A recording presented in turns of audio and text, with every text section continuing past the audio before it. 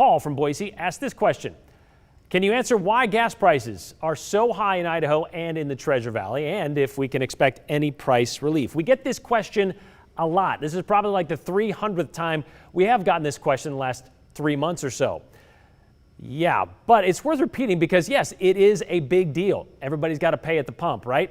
And this is how Idaho's gas prices and the process to get those prices works. Basic reasons, supply and demand.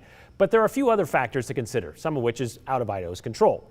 The first one, we've said this a lot, we'll say it again. The supply of crude oil primarily comes from the Middle East, Russia, and of course here in the United States. That cost accounts for about 60% of the price of a gallon of gas. Second, there are state and federal taxes, and those account for about 20% of the cost. Third are those refining costs, and of course, location. Location is important because Idaho is the only Northwest state without an oil field or refinery really close by, meaning we are dependent on that supply coming from out of state. And that supply comes from just one pipeline in Utah, so that affects basically the supply.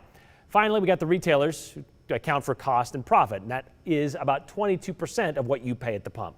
Add that all together, and you get why Idaho's price is often much more than you'd see on a nationwide average. Now, AAA says right now we're paying about $3.82 per gallon of unleaded at the pump, which is the 6th most expensive in the country, and $1.39 more per gallon than we were a year ago. But keep in mind, this time last year, we were still way low because of the pandemic when it comes to price. Travel was down compared to what we're seeing this year, so that's kind of what it is. And it is not near what we've paid for our highest total ever here in Idaho. That would be $4.16 back in 2011.